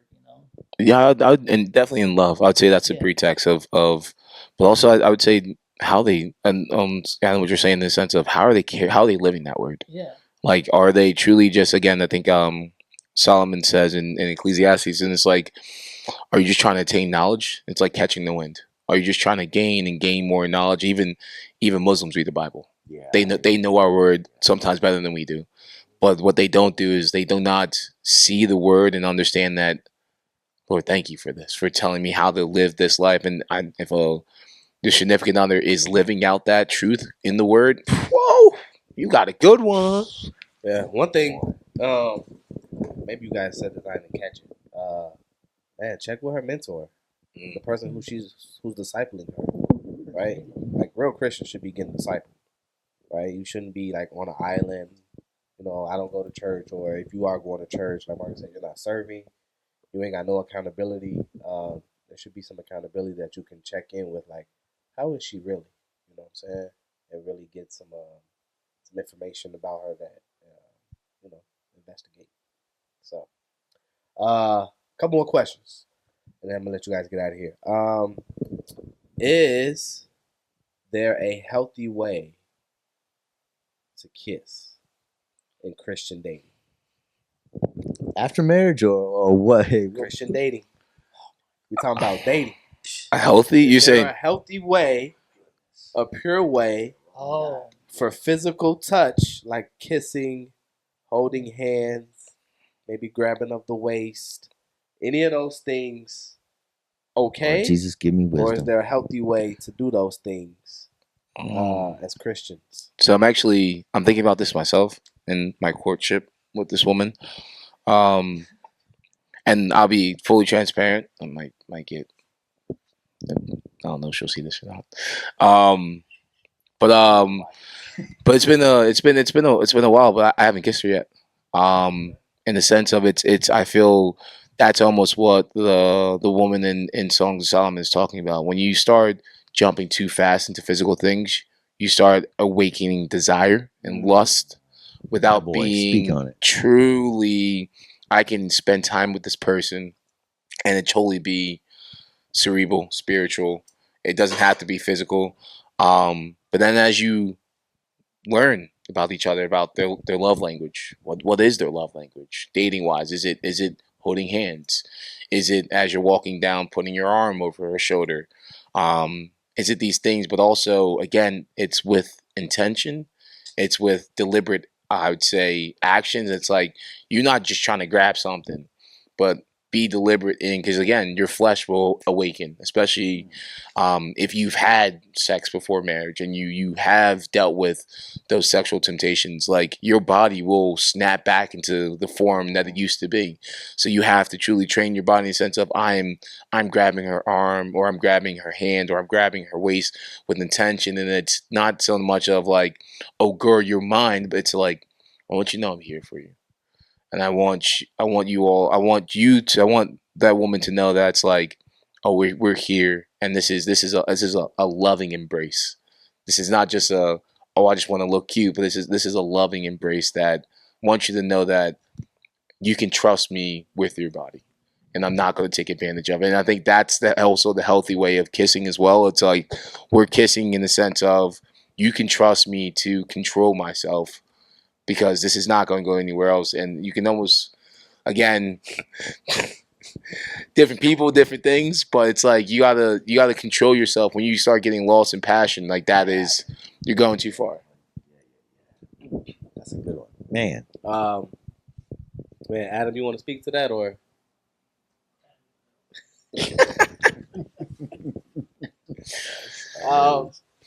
Now, I think holding hands is okay. Mhm. I think kissing. What kind of kissing you doing? Dude, And what you setting asking is it? some Is it a thing where you hard dropping her questions. off at home and then you get a, You know what I'm asking saying, and so you many walking hard away? questions. But if you're like, we watching a movie Oh and now my you get goodness, into you a asking full hard blown questions. makeout session, my grandma used to always tell me, kissing makes babies. Because when you start kissing, Gracias. Thank you for you that. know, other things start to awaken. And it awakens for the purpose of, if you a kid watching this, turn this off. It's about to get grown folk talk. If you're a man, things waking up and it's time to get down to business. So I don't think if you're a Christian and you're not married, I don't think you should be making out. Bro. I don't think Like I I said, can. a respectful kiss at the door as you drop her off, fine. But when you full blown make out, It shows self control though. Such a hard That's self control question though. to answer. Yeah, it does. You do need to have some self control, but yeah, I just don't think that it's wise at all. No, thank you for that. Thank you for that. Yeah, it's gonna lead to something. Heck yeah. It's gonna lead to you either falling into sin, being angry because you didn't get what you wanted. What do they call that? You know what I'm So saying? it's frustration, Right? and that can lead to Going something home and else. now you like, man, I'm charged up, bro. Dude, Like I'm trying no, At least and more now sin. it's you know, not and a it might healthy lead you thing. into watching porn or self pleasure, whatever. You know what I'm saying? So I think that I agree. that's a good boundary to have, and we have those boundaries. As much as you want that little kiss, please just all that, I want to wait. see if they're a good kisser. Just wait. Look, y'all can learn together. Just wait. You can learn together. I think it's also in the God, don't make sense of we were talking about in the sense of like it's also being open and honest about your past promiscuous living, and let them know that hey, have you struggled? Have you all right? Let's be honest with it. Have you struggled with masturbation? Yeah. Have you struggled with pornography, both male and female? Yeah. Have you struggled with not being able to control yourself? And then also when you get in those moments where, again, maybe you are just maybe grabbing, it's truly like, voicing that. Don't let it stay in your head, because you let the devil hold on to that thought. He's gonna be like guilt, shame. But it's like, oh, sorry, I didn't mean to grab you like that. It's truly being open and communicating these things. But I think people are so embarrassed at times that we're just like, I'm just gonna keep it to myself. I don't think she noticed. Yeah, she did, dude. Come on. You gotta understand too, if you already had sex before, you're gonna be triggered because you want to go do it again.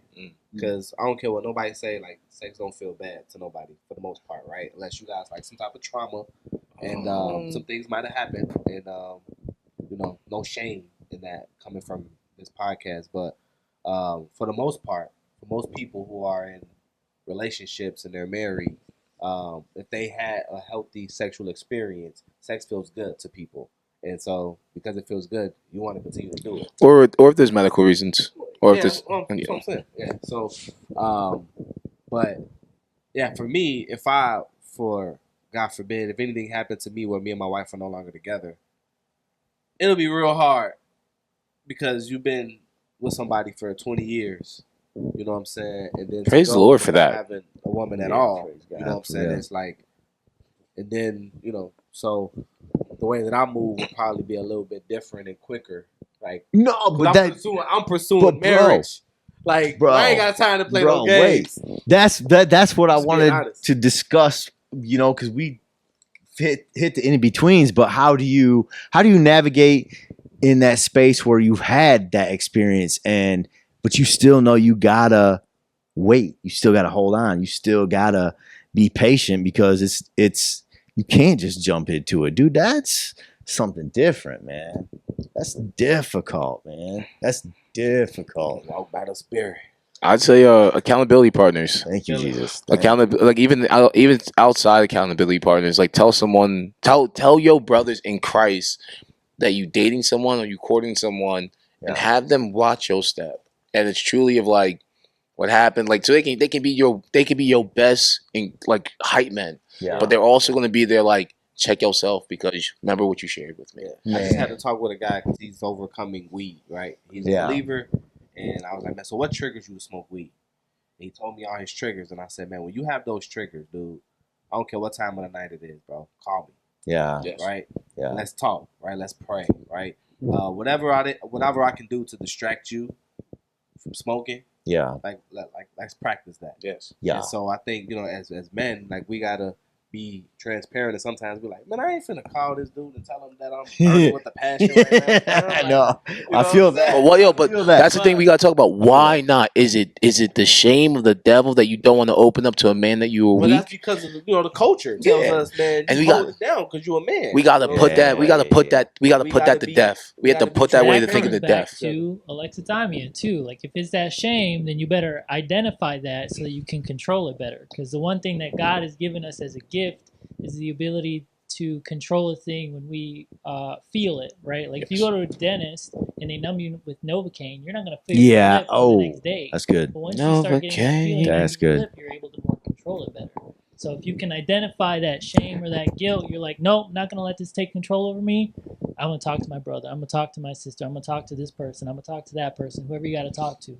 Maybe not your sister, Beautiful. but If you like your biological. my sister, like I talked to my sister. We had some deep conversations, and Yeah. if you have that relationship, God has put those people in your life for a reason, and that's how you beat the Amen. devil. Amen. You look at him and say, "You were just a lion, but I know the lion that Judah is. Ooh. You just sound like him, Yep. but you ain't him." That's how you put him to death. That's great. That's great. That's a good question. How can singles navigate breakups, heartbreaks that happen? Ooh, that's a when you good dating one, too. someone? Maybe it was in the church That's a or good one another too. close community group. How can Christians handle that in a healthy way? Marking like my mic's turned off. He turned his mic off. I saw him, man. He turned it off on purpose. he just like click. I saw that. Let's be real, man. Breakups happen. They Bro. happen in the church. And I This think Christians do the worst thing. They don't like break up with somebody. They'll leave the church Mm-hmm. because they don't want to see that oh person. man. It's like a whole thing. Man. It's like, how can we I think still be community? yes. Or even like for the yes. guy, he might be like, man, I broke up with this chick. I want to Yes. pursue another lady in the church because that people talk. And so how do we overcome that? I think this is one of the most beautiful things I've learned as a person, not just a Christian, but as a person. You cannot. It's pride. At the end of the day, it's pride. You get your feelings hurt, and no one likes that. No man, no women. But you have to understand who is sovereign, who's in control. Who is it?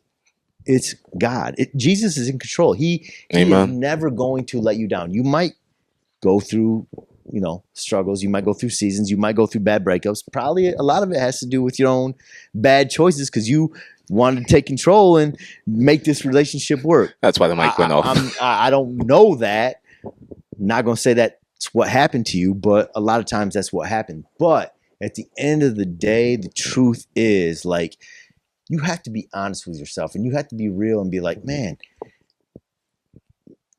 it doesn't matter what happened to me. It doesn't matter what happened to you. God is sovereign. He will see you through it and it will be okay. And even if it's not a bad breakup, like let's not even talk about somebody breaking somebody's heart. If you get let down or you get disappointed, it's okay. You have to be okay with that. It took me a while to learn that I got to be okay with disappointment in this walk. Like That's good, bro. God is good no matter what your disappointment is. He's still going to be the same faithful God. You can be okay and you will be okay. You will always be okay. We have to be okay with being disappointed, being let down. If somebody is not attracted to you like you were attracted to them, it sucks and I don't like it. But at the end of the day, wow, God is still faithful. He's Amen. still good. He really is. I don't know. Yeah, wow. That was, I think, a lot of people watching this, I think a lot of people don't, as humans, we don't like being let down. And that's how we close back up. We don't like being rejected because it's basically saying that we're not good enough. Yes. But what my brother Ryan say in the sense of God is still good. And it's not in the sense of trusting him with that hurt. I think it was just what we were talking about, of trusting your community with that hurt. Like trust your cell group, your small group, and tell them what you are going through. Accountability partners. I was just dumped, and allow them to help you heal again. Because almost in the sense of if as you trust God with it, He's gonna put someone else in your situation, put someone else in your life that is the solution for your situation. And I think a lot of people, when we close up, we start listening to the devil, and he's like, "No, they don't. They don't like you. No, they just rejected you. God don't even look at you." And you have to look at the devil and say, like, "You're not just a lie. You can't tell the truth." And that is, my bro. That was good in the sense of we're going to be hurt in this life, but if You you, should have like breakup counseling. there should be breakup counts. It takes time. Breakup counseling, I'm especially It's in the not church. as bad as we think it If is. you go to like a small church, or like a medium sized church, for the most part, everybody know each other, right? Yeah. So two people been together a year, a couple years, and they break up, right? Or they go through a divorce or whatever. Mhm. No, I think it should be some counseling that takes place for them individuals that are going through that, because you deal with all that stuff like, man, people gonna look at me as a failure. My marriage failed, or my relationship failed. I'm probably not gonna be, good enough or be able to find somebody else in this church, or they not gonna. And that's the lie of the evil one. Yeah, All yeah. those are lie of the evil one. But I like that idea in the sense of people don't grieve. And No. grieving, being broken up with is like, oh, I didn't lose someone in life. But being broke up, you lost an image of yourself in the sense of that person didn't like who they saw. I think churches. That's grief. I think churches, Christians, Christian culture. I think, especially when most people aren't married. I think a lot of times like churches don't care. I wasn't married anyway, and you could be with that person for 2 years. That's honest, though. And this point leads to my next question, by the way, which is gonna be my last question. But I think the church, they value marriage so much that as people are dating or going through dating, they don't value the dating Christians that went through a bad breakup, man. Whether they were together 6 months, 8 months, a year, that was still time and emotions and money and experiences that they invested into that other person, and now that just it broke off. And so I think even as a leader in the church, it should be like our responsibility to check in on that person. Like, man, how are you doing? Well, even asking like, man, why did y'all break up? Like, what happened? Yeah. So, because you gotta be transparent when you're honest and you're open about your stuff, like then healing takes place. Yeah. Then people can really speak into your life. So I think that's something that I'm gonna look into a little bit more as people start dating. It's a big task. That's People need it. That's beautiful though. Yeah. All right, Adam, you wanna talk about breakups in the church, or you good? No, y'all did great. All right, last question. Uh-oh. And I want y'all to hold back. I want y'all to be honest about this last question. And we kind of talked about this Pray a little for me. bit Pray throughout this for me, podcast. Marcus. But Pray this is for a me, thing that Marcus. really, I hear this and it bothers me on the different answers that I get from this question. And it's, how long should the phases of a relationship be? You got the talking phase, you got the dating exclusive phase, you got the engagement phase, all these things before marriage. How long? What's a healthy time frame for these things? I ain't even ever been married, but one thing I can say is that why would you put a time frame on anything? We talk about marriage.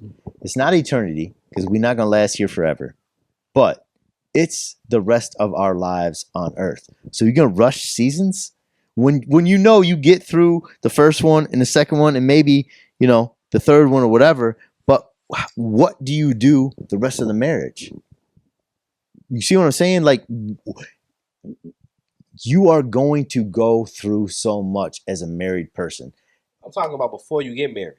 Okay, but that's what I'm talking getting. about during the dating phase. Okay, but that leads me into that. Like, even more so, why would you try to hurry that when all you got is marriage that is defined by storms and rain and good times and bad times and so many other things? Like, that's the thing that frustrates me the most about dating, in my opinion, is like you're trying to go boom, boom, boom, boom, boom, all these good things to say, oh, okay, yeah, I can marry him now. And now you get into marriage and then bam, everything hits. No matter what it is. I don't know what it is. Like, it could be anything to anybody. But I guarantee you, it's not going to be like those. Okay, we got 3 months of dating. We got this and we got that. And okay, oh yeah, thank you God, I'm marrying this person. There's so much more to the long run. It's a marathon. It's a marathon. Let me ask you a question. Why, after you've been seriously dating for someone and you guys get married, why do things change? Or why should they? Why should they change now that we have? Sorry for that, Scary. That's my all good intention. We've been dating. We've been going out every weekend. We've been having fun. All these things, right? The only thing that we shouldn't been doing is having sex. But all these things that we talked about, living together. Yeah, hopefully they're not living together. So Hopefully we're not doing that. Yeah. having the tough conversations. You should be having the tough conversations. You know, what's your beliefs, even according to the Bible, politics, all these other things. And now we've already talked through all the big things. You should have talked through those things before you got married. Now that you're married, Pew, pew, pew, pew. why do people have this idea that now marriage is going to be more stressful? I think that's why I think we as a church, in my opinion, and this sucks, we have created this like structure to dating before marriage, but we don't really talk about the realities of the actual marriage. And so is this guy in the word every day? Is he, is this woman a woman of God, blah, blah, blah, blah. Yes, those things are great. But at the end of the day, do you love like Jesus? Are you going to love this man, and is this woman going to love this man like Jesus? Are you willing to overlook all these things? Because that is way more important that's a hard question to ask in the beginning. Do they? Especially coming from somebody who's been married 12 years, been in a relationship 20 years, who went through different cycles. It's a hard question to ask up front. Does it really? Because I'm gonna let you guys into my own personal life, right? Me and my wife, we had 2 stillborns. We lost 2 children back to back in 2 years, 20 weeks exactly. Ouch. During that time, so I'm not the most sensitive person. Yeah. And so during that time, after the first one, I expected my wife to, okay, we lost a child, and then we keep it moving. Not saying that you can't cry, you can't grieve, but I grieve different, right? But during that time, my wife's faith was rocked. Yes. Yeah. She didn't love the Lord during that time. Yeah. And then we lost another kid. Yep. And did she love the Lord even more? He probably not. trying So to. how do I love my wife in the midst of her not loving Jesus? Yeah. Going through all these things, me not knowing myself how to be sensitive to her, and going through a thing that almost broke our marriage. That's what I hate about you can't prepare anybody. That's what I hate about like you trying to like, or the church trying to like, okay, to prepare for marriage, you gotta see a man that's in the Word, because you can't prepare people for marriage. I would say the dating process, and to answer your, I think this kind of is a culminating and response, in the sense of, as you walk through the different phases, it's both partners agreeing that, okay, we're at the right place together to go into dating. But I do think, and this almost shows that you're prepared to be a husband. It's you are leading that process. But with the sense of how do you prepare someone for those hard times, my definition of dating is not in the sense of we're growing more in love with each other from a romantic standpoint, but we're growing more in love with each other from an agape standpoint. That's the lifelong friends. Like, we're going to walk X amount of months or X amount of years together, and till the wheels fall off, we're going to be rocking with each other. And that is, I think, when you start developing a friend, you start loving more agape, because you start seeing them in a different light. You start seeing them as a friend. Darry, in your point of view, in your scenario, that's something in the sense of, how do you minister to your wife when she's going through it? You minister in the sense of, honey, I see you. Or, your wife, I see you. I know what you're going through. And I have to sometimes put my emotions over here to help you minister your emotions. And it's like, again, it comes from that sense of, we are friends. We're friends to the very end. So God calls us both homes. We're going to be friends. We're going to be partners together. And I think a lot of people miss that point in the sense of, well, why can't they just get over like me? Because you have friends that don't handle things like you. You have friends that can be up one day and down the next day. You can have part of depression. Mhm. There's a lot of people that go. Like there's a lot of people, but like I also think that people that are dating and go through a death that can hurt the relationship if both of them are not spiritually ready in the sense of okay, and I gotta walk with this person even when I'm doing good and they're doing bad. Here's my. I agree So with, much with to it, everything man. that you just said. My issue with the question, not an issue with the question, but the issue with how some people answer this question. And me and my wife were just talking about this yesterday. Somebody had said someone on her comments like, "Yeah, we need to bring back 5 years of people dating before they get married." Pause. And Pause. then 5 years. I think that's not even realistic. We going to bro. we going to the whole like NBA. We going to the NBA program now. Also, Why is that everyone's not got a realistic, standard, though? 5 years. Of Why is that That's- not realistic? that's what- Am I getting the NBA? Like I'm becoming like a doctor over here. Well, But maybe some- that's a part of our lack of patience. But no, I think because when you tell people like, "Hey man," so when you ask people this question, is like, how long should these different phases that I didn't even know about these phases until we literally started talking about doing this podcast, and I started preparing, and I was like, "There's all where do all these phases come from, and why do people have different time frames?" These some of the guys that you guys know, they were like, "Yeah, we're talking phase is 6 months," and I was like, "Why? Because they Why don't. is the talking phase 6 months?" And some The of people- them answer like, "Well, I gotta see her in this element. I gotta see her in this element." I'm like, so you have to see her in every element of life before you can say, but she's not gonna go through everything. But it's also If she like doesn't have children. How you going?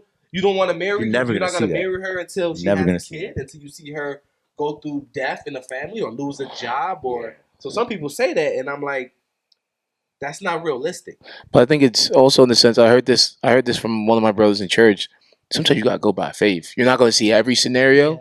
but you gotta go by faith. You In the gotta sense of, trust. but it's also you have to have that conversation with the woman you are dating in the sense of have you and it's open, have you seen what you need to see for us to move to the next phase in this relationship? And then both people have to agree on it. It's like, oh, I want to be your girlfriend.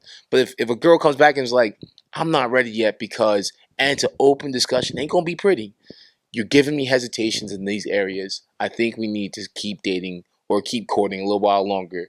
Or, because like you have to reassure almost in the sense of like, Or bring a mature couple involved. exactly. To help you walk through some of those things that you might have, neither one of you might have never experienced. That's So you the don't know how thing. to work through it. Yes. And so, I mean, But you're can going to you- continue to have those things as you go into marriage. Yes.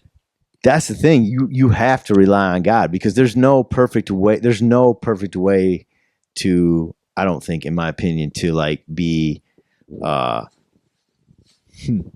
how should I say this? Like, oh yeah, I feel like I've done a great job to preparing myself for marriage. No way. You can start at your phase, you can start at his phase, you can start at my phase. No matter what you're getting into, you are not ready, in my opinion. You're not ready. God is holy. He's trying to make you holy. Like you told me, he's going to make you holy in marriage. So you have to depend on him. You can have all the counseling, which is good. You can have all the preparation, and I think that's good. But at the end of the day, it's still going to be him that holds it together, man. And praise God, he's still holding it together with you. So Ryan, what is a healthy timeline between starting to date someone and getting married? Don't put no timeline on it. Trust God. Ask him for wisdom. 2 years, 5 years. Trust him. Keep seeking him. Keep God. Like ask him to guide you, no matter how much time it is. I don't know what the time is. I honestly don't know. I don't even care what the time He'll give you is. the vision. Like he But- gave you like Joseph. He gave him the vision. Seek him because he's not going to let you down. You will have the confidence to know, hey, this is where I should be. This is where I shouldn't be. And no matter what, even at the end of the day, if it doesn't end up how you want it, if you trust him and rely on him, he's never going to let you down. End of the day. I agree with Ryan in the sense of God's going to give you that timeline. He's going to put it on your heart of, okay, you're in the sense of, are you spiritually mature for that next phase? God's going to let you know. Are you waiting 5 years? Am I waiting 5 years? Dude, She's nobody's probably- going to say that. she's not going to see this. No, I'm like in the sense of it's going to be what God puts in my heart, and it's in the sense of he's going to start showing you that woman in different aspects, and he's going to give you that, just like when Jacob set eyes on Rachel, he already knew. Grace is amazing, dude. He already, like, you're going to know when you both are ready, and also staying in prayer, God's going to let you know. And also he's going to put people in your sphere, in your circle. He's going to give you more accountability partners. And even if, and again, I know this is the last question, even if the relationship doesn't work, you never lose a relationship. You always learn how to get better at life. So even though that relationship might not work, you became more transparent. You became a better communicator. You became more vulnerable. So you're always growing. But again, it's on God's timeline. But be intentional about it and talk about it. And then he gonna be like, okay, you guys good. It's better than just for having sex all the time, like for real. Like it's better than just going out there and you know doing what you're not supposed to be doing. That's emptiness. Facts. Yeah. It's emptiness. Adam? I'm gonna have to disagree. In a certain sense, not completely. I believe 100% With the timeline, right? Yeah, with the timeline. With the time. I want to hear this. With the time. Yeah, no, I disagree with everything. No, just the timeline. Because I believe that there should be a specific timeline that you should reach. And if you guys haven't reached that, then you bring in spiritual guidance and counseling. But like, almost as guardrails of like, oh, we're here and we're still not. Kind of like milestones almost. Like we've thought he been was together talking we've been talking for like a couple weeks. How are you feeling? Where are we at? Mm. And then we've been dating for like a year and a half. Where are we at? You know, how are you feeling? You don't have to necessarily hit those marks and be like, okay, we've been, dating for 2 years now. Let's get married. Like it doesn't always have to go that way. Obviously, kind of like what you were saying, but you can't exactly say like leave it all up to God, because sometimes our own mindset and our own thoughts kind of like get in the way of all of that too. Yeah. And we think, God's I talking believe to you, but really it's just your flesh. I believe that. But in the sense of, Or are it's you your fear of like, I'm not ready to get into this relationship because, or I'm not ready to get married because what if I mess it up? You know what I mean? But then that's So also your allowing fear. God to deal with those fears. Yeah. And that's all those fears are, is like, and it all comes down to that you summed it up. I'm not ready. And it's like, I need to see her like this because I'm not ready if I don't see this. The problem with that though You're is that always gonna have fears. Yes. Yeah. I still have fears to this day. Yeah. Right. 20 years in. 20 years in. Like, because you go through different, man. When we got married, we already had 2 kids. Mm. And she was pregnant with number 3 when we got married. Walking down the aisle, belly. Boom. I literally lost my job and I had nothing. Yeah. How am I going to provide for this family? Yeah. What am I going to do here? Yeah. And so I've had fears of that. Dang. I've had fears of Dang. just other situations that have happened, and I was like, I don't even know how I'm gonna overcome this. Yeah. Right? The situation with losing 2 children, man, is my wife gonna bounce back from this? Right? And Yeah. praise the Lord that she did. But That's an I had to be understatement. patient and wait, and I was like, I don't know where because some of the stuff that my wife was saying, I was just like, whoa, Dude, I ain't never heard you speak like this before. I can't even And imagine, for real. It was like, you can easily get in your flesh and be like, well, see, what the Lord is telling me, it's time to move on. Yeah. And it's just like, no, it's easily to get deceived, and but you gotta, keep your mind on the prize, and The Joe mentality. always have fear, Right. fearful for different things, man. I got a vasectomy. I was I scared think as that's heck. the things You that know what people I'm need to saying? talk But about, though, bro. That's What if the that joint come? What if it grow back and then we have another kid? thing. Praise God. Different. You go through different fears, and I've never heard that fear about if it comes back and we have another kid. More it's in the sense of I don't want to do this in the first place, but thank you. I mean, dudes did literally. I did a whole live stream about having a vasectomy, and everybody went, "You're crazy," and I was like, "Listen, fam, I got 5 kids, Yeah. and then since I got my vasectomy, just my maritals are up here. You know why? Because my wife ain't scared to get pregnant no more. My wife ain't scared to get pregnant no more. So she's like, come on. You know what I'm saying? So, thank the Lord for vasectomies. Wait, Adam, did you say be married? Like, if this thing Yeah. grows back and then I pop my wife off and now we got another kid on the way, it's like, oh Lord. Oh, no. Oh, You know what I'm saying? So man. it's different fears, different situations. That's a It's light so one. real, though, dude. It's but- so real.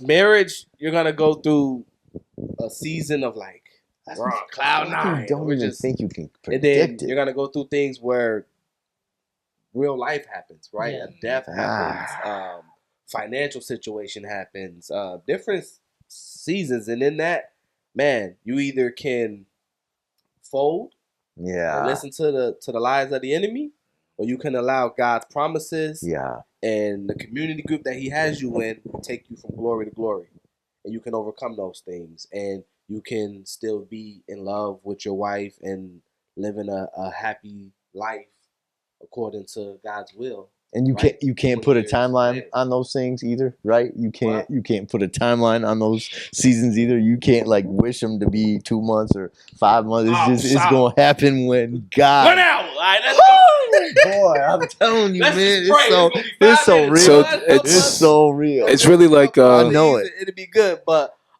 yeah, I think Adam clarified the question for me. Maybe I should have said it different, but yeah, I think sometimes, man, it's just me talking to a lot of guys.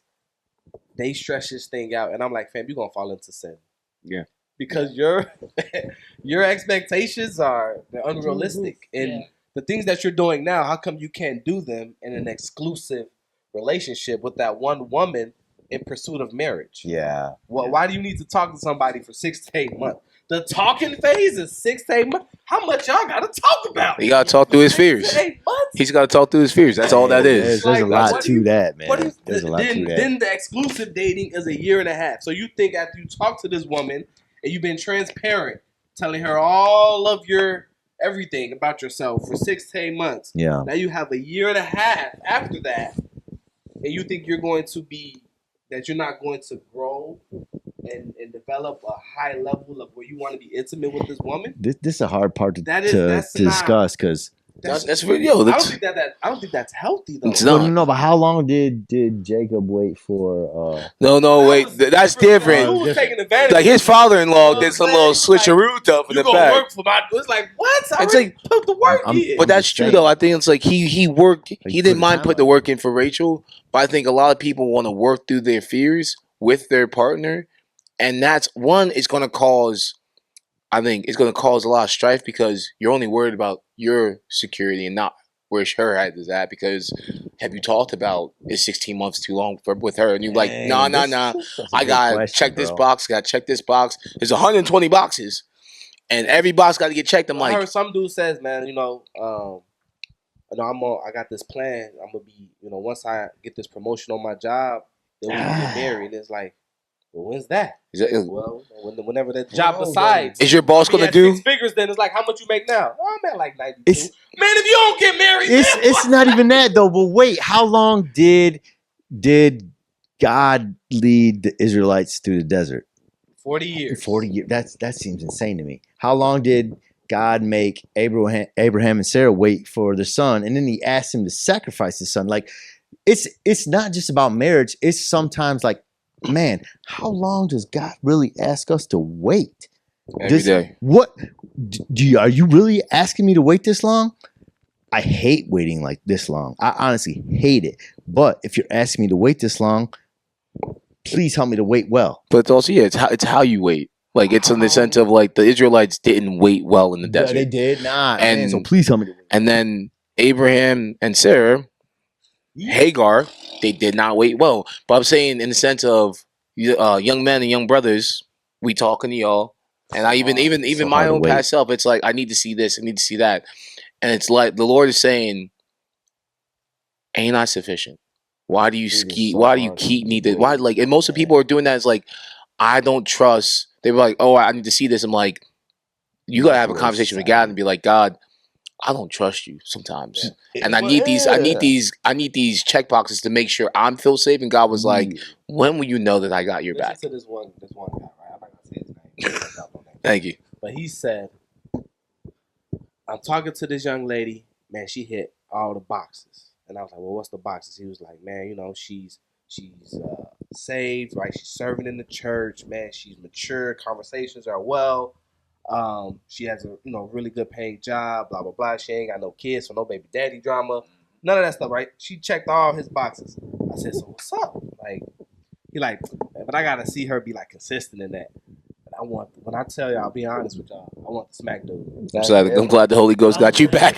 I'm glad the Holy Ghost held you back. You want to see her be consistent in that for how long? That's He's a like, little "Hey, different. we need to see, about 2 years." I was just like, "Bro, I'm not gonna talk to you no more. I need you to go see whoever's Block. at the church. Your You might have been pastor." lying about that. Like, bro, what are you talking about, fam? He just The doesn't. problem is that we think that we're gonna be ready at some point to get married. But Darry, let me ask you this question: when you had your kids, were you ready? Absolutely not. There ain't no book. The Bible don't tell you. No. It tells you to raise your kids up in the way that they should go. It tells you. It says fathers, don't what's the word? Exasperate your children, Mhm. which means don't lead them to be angry. Boy. When Boy, you oh were boy, when boy. you got married, were you ready? No, I wasn't ready financially. Right. I So wasn't. the point that I'm trying to make- we In went any through way. marital classes and we did premarital counseling and all that stuff, but I still wasn't.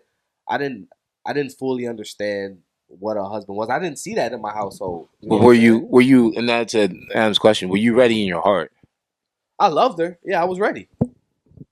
Well, Boy. no. Right. Also, your heart with God too. Yeah. But the point that I'm trying to make is that you were never gonna We're never ready. completely 100% We're never ready. ready. Yeah. The moment you say I do, that's when you're ready. I even. We say I do, but I don't I even think- know if we're ready Just then. saying- just That's a saying, good question. I do. I'm ready to go through Yes. life with you Yeah. and all the Yes. harsh. That's why it says through sickness and in health, through richer, or for That's poor. that's when he makes you Like ready. 'Cause that's they gonna tell you what's one of coming. those things- Like right, Tell you what's how does- coming. It's like working out, right? Nobody wants to work out, right? Especially when you first start off and you out of shape, like me, right? Like you don't wake up wanting to go to the gym. You're like, I gotta go to the gym because I gotta get healthy, right? I don't Bro. want to eat this salad. It might taste good, but I really prefer to eat the steak. Thank you. And Give me but that pork. the more we do the right things, Yeah. like we start to have a desire, Yeah. right? We get in routine, Fake it till you make it. right? I We get in mean, routine, and then the gym becomes Second not a nature. burden, but it becomes Habit, it feels yeah. good to us. And Yeah. I'm excited to like, man, I gained some muscle. I'm starting to see myself look better. I feel better. I got more energy. You get That's the how pump God in. does it with our salvation, right? Yes. yeah, amen. He saved you as soon as you confess your sins and you acknowledge Him as your Lord and Savior. He saved you, but then you got to go through working out your salvation with fear and trembling, and that don't Yeah. always feel good, right? You got to go Yep. through storms and trials, and in that though, He's making you holy, right? It's not the ones who the Bible says, those who persevere to the end will be saved, Yes. right? And there's a lot of things that Gotta we go go through to get to the end, boy. right? And so Amen. it's not gonna be easy. Like Amen. Jesus said, man, we're gonna, because of Him, and Amen. our love for Him, we're gonna receive a lot of persecution Amen. and hate, and people are not gonna like us. And sometimes it's from the people that love us. Yeah, And a lot of people, in the sense, I think what changes from day to day in marriage, it's like sometimes you're gonna roll over, and it's even dating someone. Sometimes you're gonna text this person or see this person, and you'll be like, "Wait, hold on, is it still the person that I was attracted to in the first time I man. saw them?" because you ain't never seen her until the day after the honeymoon. I tried. laying in the bed with no Oh makeup my on. goodness! I try to So take it you- a day at a time. A day at a time, You boy. like the honeymoon, and you all over, you like, oh, One day at I a said I eat time. yesterday. Hey, One day And at she a like, hey, time. husband. And they got the mint hitting you. Now it's the food y'all ate last night hitting you. Yo, You like, Darry, Darry, Oh, like you boy. might be feeling too much.